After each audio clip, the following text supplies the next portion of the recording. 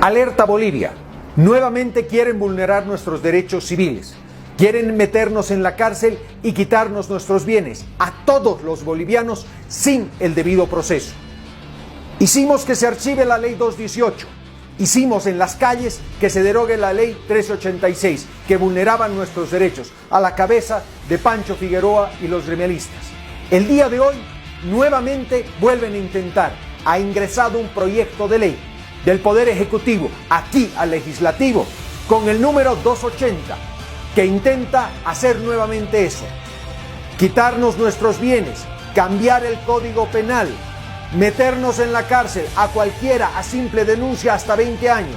Esos bienes van a pasar a ser propiedad del Estado de forma inmediata, sin el debido proceso. Sin embargo, también ya aprobaron la Ley 913 en 2018, Ley de pérdida de dominio, con el que le están quitando sus bienes a muchísima gente en todo el país. Hoy quiero hablarles urgentemente de una ley, la Ley 913, una ley que fue aprobada en 2017, en diciembre del 2017, aprovechando las fiestas de fin de año, precisamente para distraer a la gente. Esta ley es terrible. Esta ley es nefasta, como la han calificado varios abogados, varios juristas en todo el continente. ¿Por qué dirán en todo el continente? Claro, porque es una imposición total de UNODC, de Naciones Unidas, de estos aparatos burocráticos creados por los grandes poderes transnacionales que nos roban a diario. Todos los países como Guatemala, Argentina, Costa Rica, República Dominicana, Argentina, todos los juristas, el pueblo se ha opuesto. ¿Por qué? ¿Por qué es nefasta esta ley? Porque resulta que cada persona tiene que explicar los bienes que ha recibido hasta de su tatarabuelo. Y las personas son investigadas, les confiscan los bienes y es la persona quien tiene que probar que es inocente, que no está vinculada al delito que originó esa propiedad privada. Les voy a contar cómo ha sido la evolución de nuestro Código de Extinción de Dominio en Colombia. Nosotros empezamos en 1996 con la Ley 333. Totalmente perdidos, no sabíamos qué nos esperaba, fue una imposición absoluta. Entonces, obviamente, no había manera de saber cuál era el camino a seguir y hemos ido aprendiendo de ensayo y error. Ahí la prueba. En nuestro ensayo y error tenemos que después del 96, unos años después, 6 años después, cambiamos esa ley de extinción de dominio que no sirvió, que no se pudo implementar de una forma correcta, que traía muchos conflictos con el bloque de constitucionalidad y todas las normas supraconstitucionales. Esta ley atenta contra todo, atenta contra la presunción de inocencia, da el derecho a la imprescriptibilidad de los delitos solamente para afectar los bienes, la propiedad privada. Viola todos los derechos y garantías constitucionales del debido proceso, de todo lo que representa el tema de la carga probatoria. Hay una cantidad enorme de derechos humanos que incluso están dentro del bloque de constitucionalidad, que deberían ser tomados en cuenta prioritariamente, pero sin embargo no se los toma. Usted que tiene una casa, que tiene lotes, que tiene alguna propiedad privada adquirida por usted mismo o heredada de su familia, si ese bien ha sido comprado de un narcotraficante o no sé cuánta historia, por supuesto que su bien va a ser confiscado por el Estado. Todos sus bienes, a raíz de uno, por supuesto, jalan todos los bienes. Esta explicación que les doy no es absolutamente alarmista, más bien me quedo corta en mencionarles todas las vulneraciones de derechos que pueden llevar adelante el Estado. Se le da la potestad a un Estado que maneja todos los órganos de poder, fundamentalmente la justicia. Cuando la política está totalmente contaminada por la justicia, se aprueba una ley para que sean estos administradores de justicia mediocres, corruptos, que cobran por sentencias, por fallos, que se inventan procesos para que manejen esto que atenta contra todos los derechos ciudadanos. Esta es una voz de alerta que ya se las habíamos dado en anteriores oportunidades, pero me he tomado el trabajo de estudiar a fondo este tema y es totalmente vulneratorio de derechos y garantías constitucionales, reitero. La confiscación es lo que usamos en los Estados Unidos para la persecución, la sanción penal del delito, y la extinción es lo que usamos en Colombia para lo mismo. Entonces, una de las características de esta extinción de dominio es que obviamente es constitucional, supuestamente es una persecución real, no en persona, sino sobre los bienes. Es jurisdiccional, obviamente tiene su interés público y ustedes tienen que crear todo un sistema, ¿no? Porque lo que tienen no les va a servir.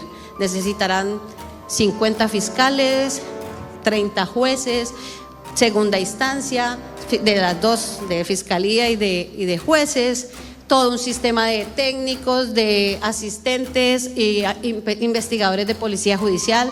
Si no dan abasto con lo que ya tienen en el tema jurisdiccional penal, pues obviamente van a tener que tener un sistema nuevo para todo esto. Espero que ya hayan hecho sus números, hayan analizado cuánto cuesta para el Estado tenerlo versus lo que van a adquirir.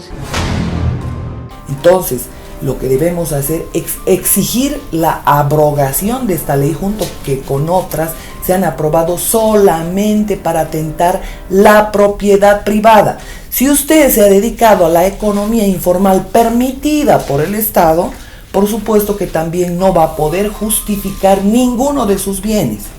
Y obviamente, este tipo de leyes se las hacen con carácter político, con carácter persecutorio, mucho más en una situación en la que estamos viviendo actualmente, donde seguramente los políticos de turno van a ser los principales perseguidos. ¿Por qué? Porque es la forma de agarrarlos del cuello, es la forma de doblegarlos, es la forma de dominarlos, es la forma de ejercitar control. Y obviamente ninguno, y escuche bien, ninguno de los ciudadanos está exento. Uno, a que le inventen un testigo. Dos, un testigo que además se puede mantener en el anonimato. No sigue el curso del proceso normal, no sigue el curso de la investigación.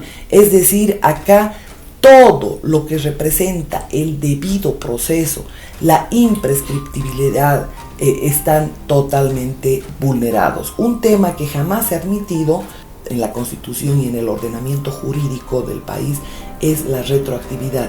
O sea que por delitos que hubieran cometido tus abuelos, tus tatarabuelos, algunos de tus parientes colaterales políticos que esté involucrado, inmediatamente te involucra en el tema, reitero, y por supuesto lo peor de todo es que aunque te declaren inocente, tus bienes quedan confiscados porque el bien es el que hubiera incurrido en el delito. Así que este tema que ha sido aprobado en 2017 realmente es simplemente para atentar contra la propiedad privada. Es una forma de quedarse, de que el Estado se quede con tus bienes. Ya no la forma que utilizaba Chávez y dice, exprópiese. Ese es un teatro antiguo, ¿no era? Exprópiese, exprópiese. De acuerdo. Y aquel edificio allá en la esquina, y ahí lo que están en unos negocios, exprópiese. Este edificio aquí, ¿cuál es? También es un edificio que tiene locales comerciales de propiedad privada. Exprópiese, señor alcalde. O los modos legales que habían de declararlos por necesidad y utilidad pública. Acá no, el Estado se queda con todos tus bienes, se queda hasta con tu ropa interior. Basta que el bien, no necesariamente la persona, el bien esté vinculado a algún hecho ilícito. Nos viene con el chiste del narcotráfico. Esta es la excusa con la que se funda esta ley 913 de pérdida de dominio, de extinción de dominio, de pérdida de la propiedad privada. Pero en realidad va mucho más allá. Cualquier persona que le caiga mal al narco régimen, al órgano judicial, que pueda, por supuesto, estar en contraposición de algo, realmente que despida sus propiedades. Porque esta es la forma, la nueva forma que han impuesto a los países, en todos, en la mayoría han sido rechazados totalmente, en algunos han conseguido aprobarlos. Es más, en Argentina lo han hecho mediante un decreto escondido a la población, pero ese decreto está vigente. Entonces, escuchen ustedes algunas de las voces que han repudiado en Panamá, en Guatemala, y escuchen la argumentación, las leyes son uniformes para todos, pero obviamente tienen sus variantes en el léxico jurídico que se emplea en cada uno de los países. Y por supuesto, usted está desprotegido totalmente. Todos estamos merced a los caprichos del gobierno. Pero a estos burros, a estos brutos que siguen a pie juntillas lo que dice Naciones Unidas, el GAFILAD, que es un organismo multilateral que vela contra el crimen organizado, farsa. GAFILAD es una organización creada por los poderes transnacionales, donde no tienen participación los países, simplemente tienen que rendir cuentas. Entonces, en lugar de estar distrayéndonos con todas las cortinas de humo que nos pone este gobierno, busquemos la abrogación de estas leyes que son draconianas contra el ciudadano. Este país, ¿cómo me va a decir a mí que una ley va a acabar con el crimen organizado? Aquí los mejores actores para acabar con el crimen organizado somos los ciudadanos panameños, pero para eso tenemos que estar debidamente informados, debidamente ilustrados, debidamente educados en materia de defensa de nuestras garantías constitucionales, de nuestros derechos fundamentales. Eso son realidades distintas, aunque tenemos mucho en común. Ya quisiera yo que nosotros tuviéramos el 1% de los mecanismos procedimentales que tiene Colombia para protegerle los derechos a los colombianos. No los tenemos. Que por intereses oscuros, los funcionarios del gobierno que andan defendiendo este proyecto de ley digan lo que les da la gana porque son funcionarios. Mucho cuidadito, con todo respeto, con lo que van a hacer, porque les quieren echar sobre sus hombros un daño irreparable para los derechos fundamentales, las garantías de la sociedad panameña. Mucho cuidado. Los intereses que están detrás de esta ley no necesariamente lo están porque quieren combatir el crimen organizado. Aquí hay muchos intereses económicos, ¿no?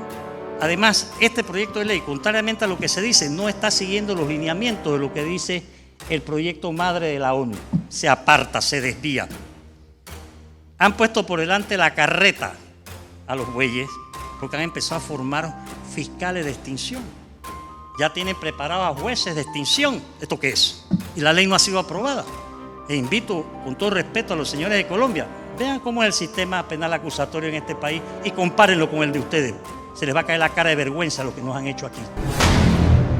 La ley 913 se llama Ley de Pérdida de Dominio, Ley de Extinción de Dominio, Ley de Pérdida de la Propiedad privada, donde el Estado se queda con tu propiedad.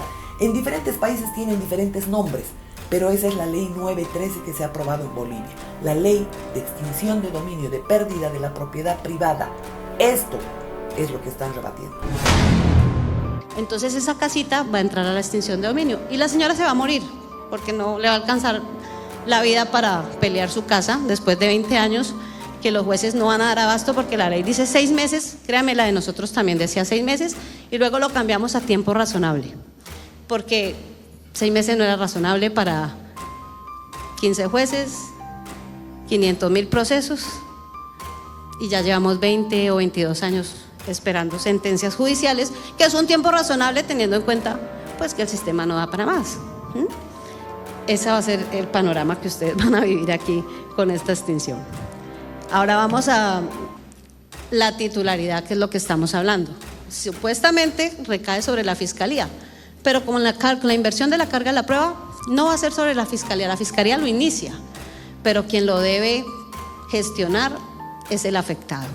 La Fiscalía puede archivar, sí, pero eso va a tener un costo, porque desafortunadamente esto va a llevar a un nivel de corrupción que ustedes no se imaginan, porque imagínense archivar a alguien una extinción de dominio cuando no tiene ningún papel, sabe que va a pelear su casa 20 o 30 años, prefiere, vea, le doy el 30, el 40 o el 50% de mi casita, pero devuélvamela por favor. Y eso está pasando en Colombia. Y llevamos 27 años trabajando en esto. No ha sido para mejor, ha sido para peor. Y estos sátrapas en Bolivia han permitido disfrazar de tal manera que se llama Ley de Lucha contra el Narcotráfico. Mentira, mentira. La Ley 93 es la ley de lucha contra el tráfico ilícito de sustancias controladas. Mentira.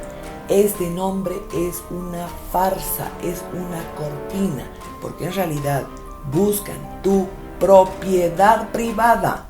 En los diferentes países han tomado diferentes nombres. Y escuchen cómo rebaten en otros países esta imposición nefasta para que el Estado se quede con la propiedad privada. No para que luchen contra las ganancias ilícitas, para los bienes ilícitos que vienen a raíz del narcotráfico. Todo es una farsa.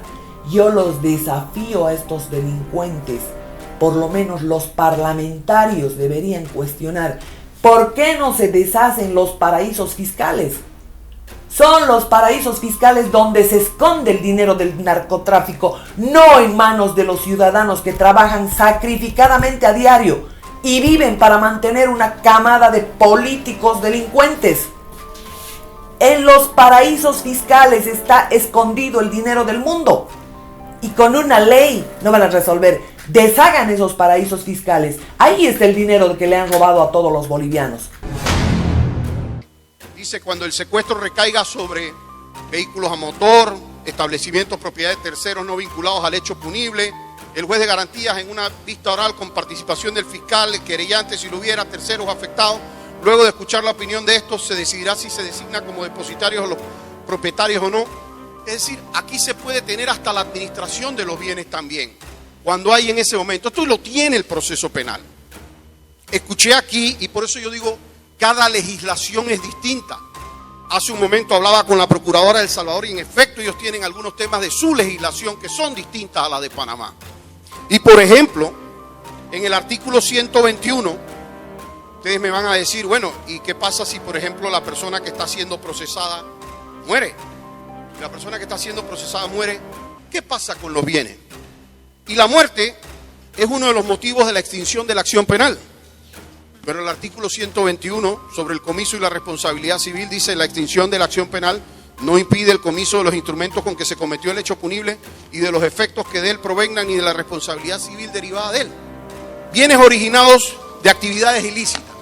Ojo, si es de los delitos, de delitos que realmente tienen que ser de crimen organizado, de delincuencia organizada, narcotráfico y tal y cual, eso es una cosa.